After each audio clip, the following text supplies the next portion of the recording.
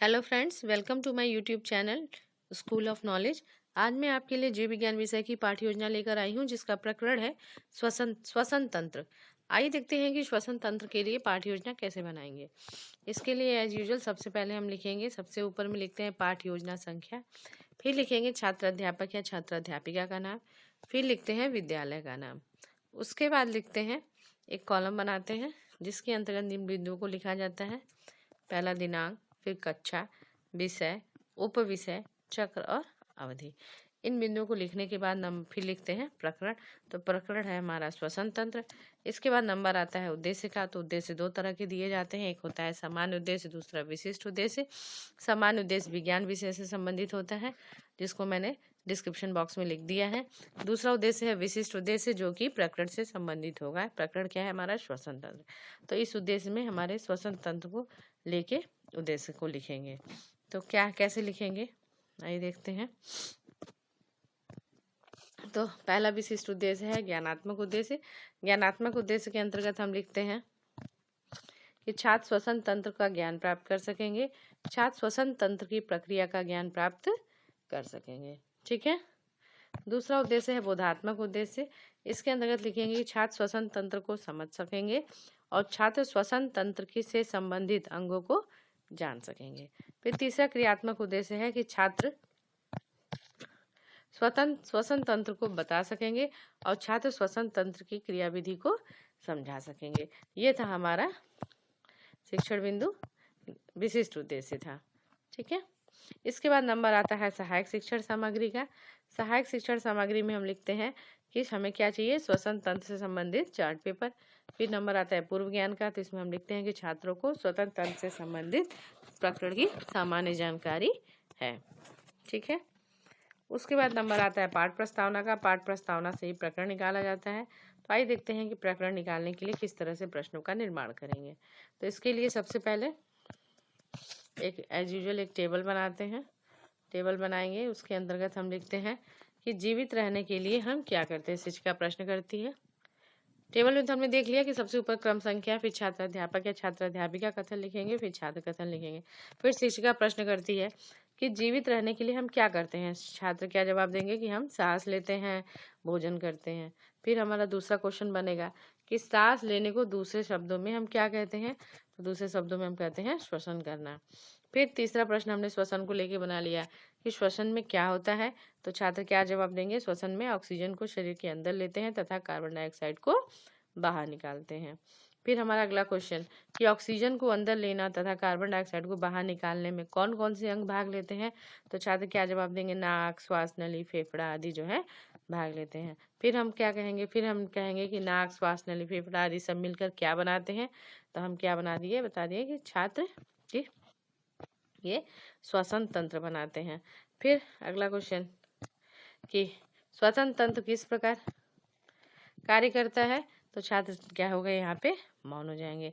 जैसे ही छात्र मौन होंगे तो हमारा प्रकरण निकल जाएगा। हमारा प्रकरण निकल गया कि हाँ भाई कि क्या प्रकरण है। तो फिर हम जो है अपना उद्देश्य कथन कहेंगे। उद्देश्य कथन में हम ये कहेंगे कि छात्रों, आज हम लोग विज्ञान विषय के अंतर्गत श्वसन तंत्र के बारे में विस्तृत अध्ययन करेंगे। तो ये था हमारा उद्देश्य कथन। उद्देश्य कथन के बाद नंबर आता है पाठ प्रस्तुतिकरण का। पाठ प्रस्तुतिकरण करने की तरह से एक टेबल बनाते हैं जिसके अंतर्गत 5 बिंदुओं को लिखा जाता है। कौन कौन से बिंदु है, क्रम संख्या, शिक्षण बिंदु, छात्र अध्यापक या छात्र अध्यापिका कथन, छात्र कथन और श्यामपट्ट कार्य। तो इसमें पहला शिक्षण बिंदु है श्वसन तंत्र। श्वसन तंत्र में शिक्षिका प्रश्न करती है कि श्वसन क्या है तथा श्वसन तंत्र किसे कहते हैं। छात्र क्या है, यहाँ मौन हो जाएंगे। फिर शिक्षिका क्या कहे, स्पष्टीकरण देगी। कैसे स्पष्टीकरण देती है कि किसी भी जीवधारी पादप जंतु तथा मानव द्वारा वायु से ऑक्सीजन प्राप्त करना तथा कार्बन डाइऑक्साइड को वायु में मुक्त करने की प्रक्रिया श्वसन कहलाती है। श्वसन क्रिया के अंतर्गत रुधिर एवं वायु के बीच ऑक्सीजन तथा कार्बन डाइऑक्साइड गैसों का आदान प्रदान होता है। अतः श्वसन द्वारा ली गई ऑक्सीजन रक्त के माध्यम से प्रत्येक जीवित कोशिका में पहुंचकर उसमें उपस्थित भोज्य पदार्थों को विघटित करती है, जिसके परिणाम स्वरूप ऊर्जा बनने के साथ साथ कार्बन डाइऑक्साइड बनती है, जो निःश्वसन द्वारा शरीर से बाहर निकलती है। यह संपूर्ण प्रक्रिया ही श्वसन है। अतः श्वसन, अंतः श्वसन एवं उच्च श्वसन की क्रिया संयुक्त रूप से श्वासोच्छ्वास कहलाती है। श्वसन क्रिया में कई अंग भाग लेते हैं जिसे संयुक्त रूप से श्वसन तंत्र कहते हैं। तो ये था स्पष्टीकरण। स्पष्टीकरण के साथ ही साथ शिक्षक हम श्यामपट्ट पे भी कुछ कार्य लिखेंगे, जैसे कि हमने लिख दिया कि ऑक्सीजन युक्त वायु को नाक से ये इसमें लिख दिया श्यामपट्ट कार्य में कि ऑक्सीजन युक्त वायु को नाक से फेफड़े तक पहुंचाने की प्रक्रिया क्या है, प्रक्रिया को अंतः श्वसन या निश्वसन, इंस्पिरेशन या इनहलेशन कहते हैं। ठीक है, उसके बाद हमने दे दिया दूसरा पॉइंट दे दिया कि फेफड़ों से कार्बन डाइऑक्साइड युक्त वायु को नाक द्वारा शरीर से बाहर निकालने की प्रक्रिया को क्या कहते हैं, उच्छ्वसन या निश्वसन कहते हैं। ठीक है, एक्सपायरेशन या एक्सहेलेशन कहते हैं। ओके, ये हो गया आपका अंतःश्वसन तथा निःश्वसन। उसके बाद और क्या लिख दिया कि सामान्य स्थिति में व्यक्ति औसतन 1 मिनट में 15 से 18 बार सांस लेता हुआ छोड़ता है। ठीक है, ये था हो गया सामान्य श्यामपट्ट कार्य। उसके बाद हम इससे रिलेटेड बोधात्मक प्रश्न पूछेंगे। तो शिक्षिका प्रश्न करती है कि श्वसन द्वारा रुधिर एवं वायु के बीच किन गैसों का आदान प्रदान होता है। तो छात्र क्या जवाब देंगे, ऑक्सीजन तथा कार्बन डाइऑक्साइड का आदान प्रदान होता है। फिर दूसरा प्रश्न पूछती है अंतःश्वसन तथा उच्छ्वसन की क्रिया को संयुक्त रूप से क्या कहलाती है। तो हम क्या कहलाती है, छात्र क्या जवाब देंगे, श्वासोच्छ्वास कहलाती है इसे, या जिसे हम ब्रीदिंग भी कहते हैं। उसके बाद ये एक शिक्षण बिंदु हो गया। फिर हम दूसरा शिक्षण बिंदु शुरू करेंगे। दूसरा शिक्षण बिंदु है मानव का श्वसन तंत्र। शिक्षिका प्रश्न करती है मानव का श्वसन तंत्र किन किन अंगों से मिलकर बना है। तो छात्र क्या है, मौन हो जाएंगे। छात्र मौन हो जाएंगे तो शिक्षिका क्या करेगी, स्पष्टीकरण देगी कि श्वसन तंत्र में निम्नलिखित अंग होते हैं। नासाद्वार, यानी कि नाक के बाहरी क्षेत्र को नासाद्वार कहते हैं। दूसरा है नासा गुहा, नाक की गुहा को नासा गुहा या नसिका गुहा कहते हैं। नसा गुहा के द्वार पर छोटे छोटे महीन बाल एवं श्लेष्म ग्रंथियां होती हैं, जिसे श्लेष्म नामक चिपचिपा पदार्थ स्रावित होता है। ठीक है, तीसरा है ग्रसनी। नासा गुहा पीछे की ओर एक नालीनुमा संरचना में खुलती है, जिसे ग्रसनी कहते हैं। फिर चौथा है श्वास नली।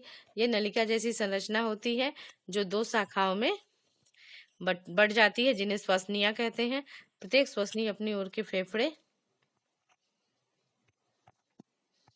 में खुलती है। पांचवा है फेफड़ा। यह शंकु के आकार की संरचना होती है। वक्ष गुहा में हृदय के दोनों ओर एक फेफड़ा होता है। श्वसनिया फेफड़ों के भीतर महीन असंख्य वायु कूपिकाओं में खुलती हैं। कूपिकाओं में ही ऑक्सीजन तथा कार्बन डाइऑक्साइड का आदान प्रदान होता है। तो ये था दूसरा शिक्षण बिंदु। फिर से रिलेटेड जो है हम श्यामपट्ट कार्य जो है ब्लैक बोर्ड पे लिख देंगे कि श्वसन तंत्र के कौन कौन से अंग हैं। तो कौन कौन से अंग हो गए, ये अंग हो गए नासाद्वार, नासा गुहा, ग्रसनी, श्वास नली और फेफड़े। साथ ही साथ और क्या लिख दिया कि ग्रसनी एवं ग्रास नली के परस्पर पत्ती नुमा ढक्कन नुमा संरचना होती है, जिसे एपिग्लॉटिस भी कहते हैं। ठीक है, एक और इंफॉर्मेशन दे दिया। उसके बाद हमने इससे रिलेटेड बोधात्मक प्रश्न पूछ लिया। इस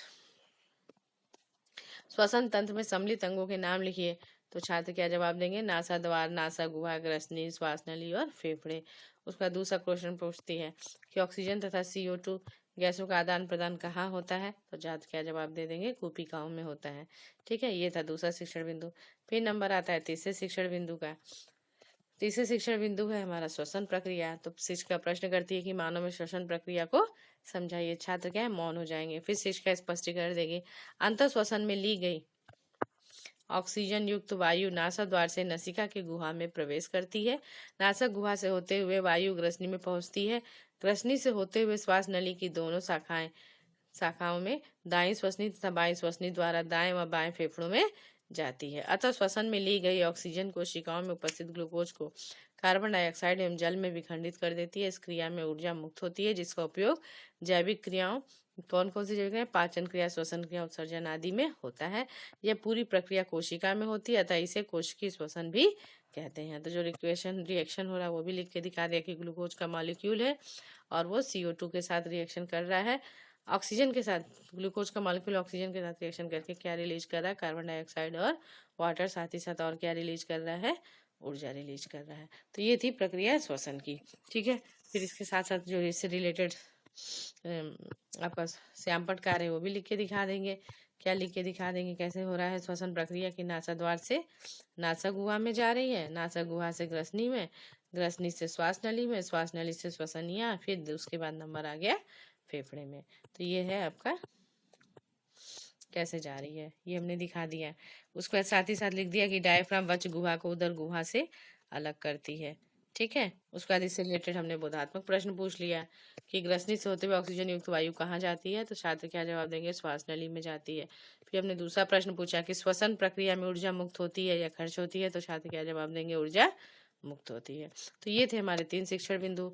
उसके बाद नंबर आता है पुनरावृत्ति प्रश्न का। तो पुनरावृत्ति प्रश्न में हमने 3 क्वेश्चन पूछ लिए हैं कि श्वसन क्या है, श्वसन तंत्र के अंगों के नाम बताइए और श्वसन प्रक्रिया को समझाइए।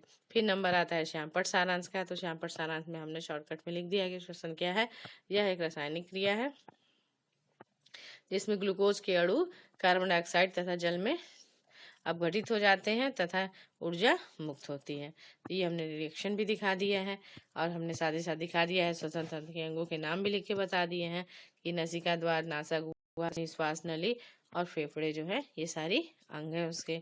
उसके बाद हमने इससे रिलेटेड बोधात्मक प्रश्न ये गृह कार्य दे दिया रिलेटेड।